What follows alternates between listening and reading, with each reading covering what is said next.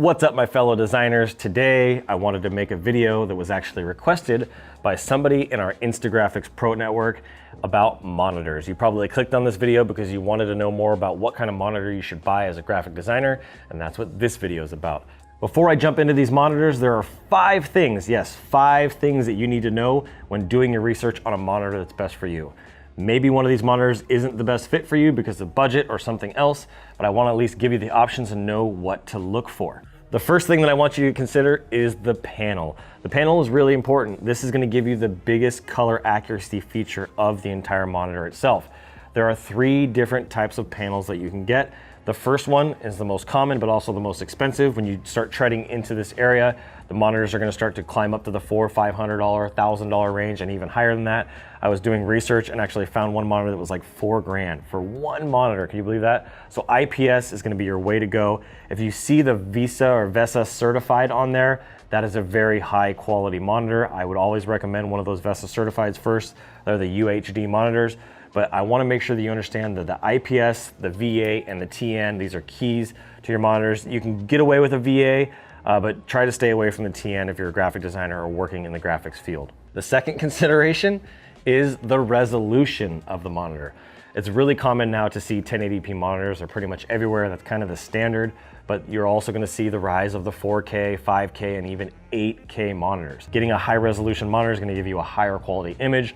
Obviously, when you start going into the 4K, 5K, the Retina displays like I have on my MacBook, 1440 is also another option for you if you can't go into the 4K region and you're trying to find a monitor, a good quality monitor on a budget, look out for the 1440 resolution as well. The third one is the refresh rate, and there's a lot of designers and people in general that don't know much about this, and so I want to cover this very quickly.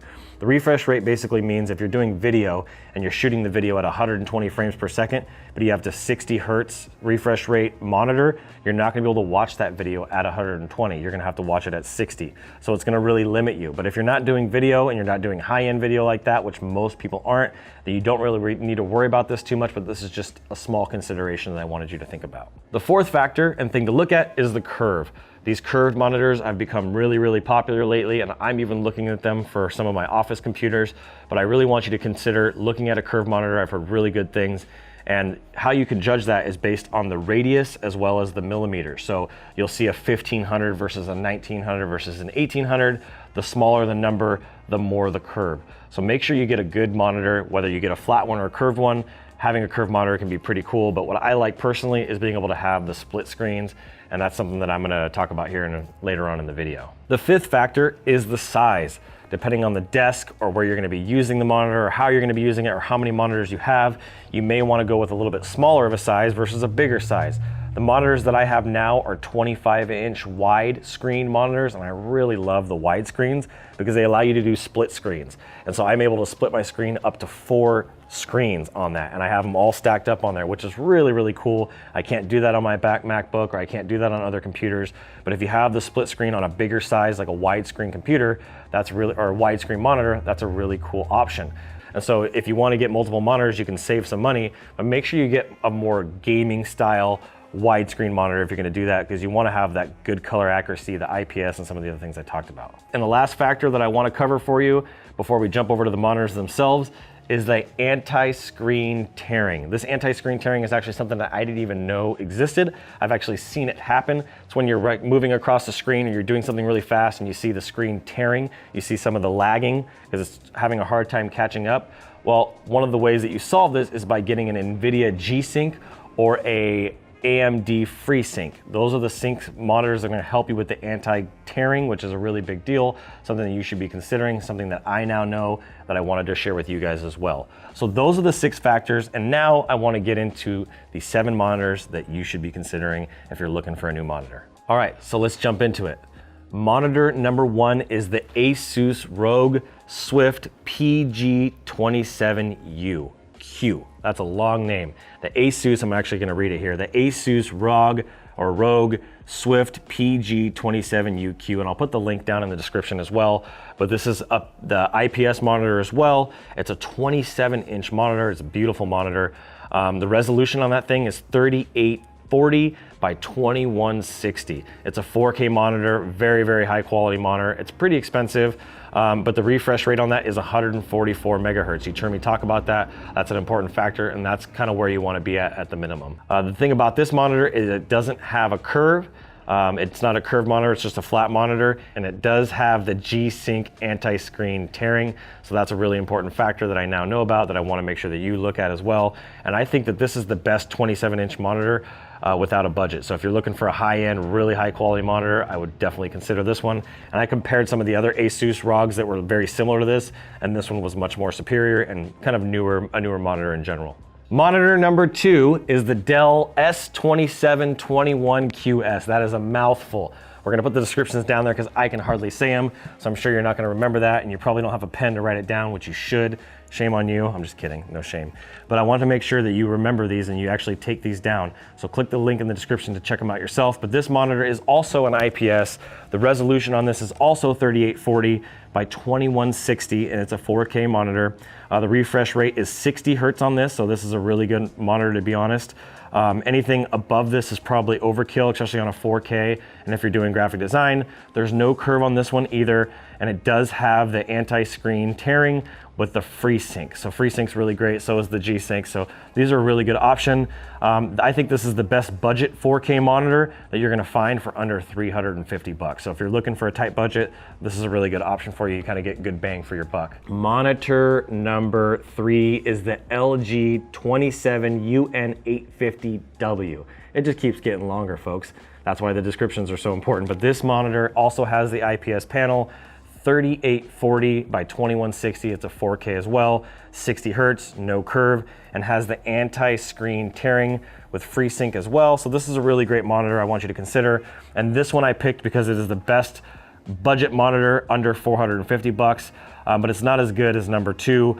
It's just something to think about, but it's another good option for you that I wanted to include here as well. All right, we're blowing through these pretty fast. We're gonna jump over to number 4. And number 4, I actually changed from what I was originally planning, and that's the Asus Predator X34. This is an expensive monitor, but it is a beast. I wanted to have an ultra widescreen monitor, and that's what this baby is. It is a monster. It does have the IPS as well, 3440 by 1440. So this is a really great resolution, and it does have a curve. It's got the 1900R curve, so it's got a pretty good curve to it. So this one does have the G-Sync. I looked at this one, and if I was gonna buy a monitor, it has the curve to it, it has the really high quality resolution, it's got the good refresh rate, it's got everything I need, and it's under that $1,000 price point from what I've seen online. There's a few places where you can find it, but this is a really good quality monitor, and it's got that 34-inch ultra wide, and I love being able to split my screens. I think this is a big deal for you, something to consider. So get a good look at the Acer Predator X34, and if you're looking for a big widescreen monitor, this is a good way to go. So monitor number 5 is the Gigabyte G27QC. This is another really great monitor, and this isn't IPS, so this is a little bit downgrade of the IPS to a VA, but it's almost as good as the IPS, and it has the 2560 by 1440. So it's more than the 1080 by 1920, the typical standard size resolution, but this has a good resolution in it, 2560 by 1440. And it also has a refresh rate that's really high of 165 hertz, and it has the curve as well, a really steep curve of 1500R. As I mentioned, the lower the curve, the lower the number, the higher the curve, and this is a really good monitor. And this monitor is the best curve monitor you're gonna find with that 1440 resolution, and you're gonna find that for under 300 bucks. So that's a really good deal for a good quality monitor, something you should consider as well. Monitor number 6 is the AOC 24G2. We're stepping down in resolution, and we're also gonna step down in cost. This is gonna be a good budget monitor for you, but this is a 1920 by 1080, which is great, high resolution HD monitor, but it has the 144 hertz refresh rate on it, which is great.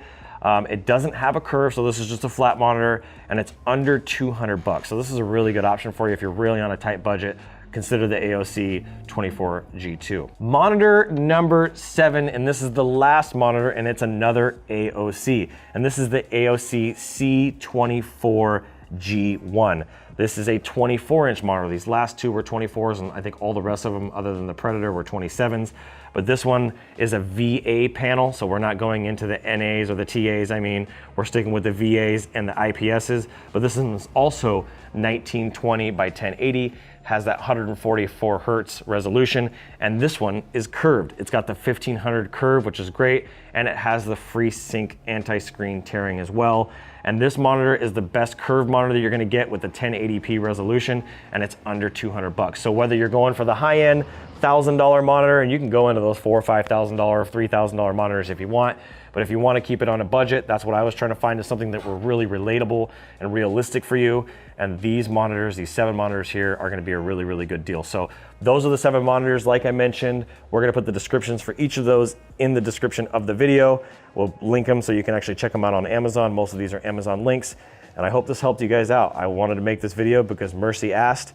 She wanted to get a monitor, and that's what we're all about. If you want to actually get some help with your graphic design career, there's a specific area that you need help in, definitely jump into the Instagraphics Pro Network, join our community, join our tribe. We're doing some amazing things here, and it's growing every single day. But make sure you fill out all the questions, because I won't let you in. I want to make sure that we have the best of the best. So thank you guys so much for watching. Hope this video was helpful. I look forward to seeing you guys on the next one.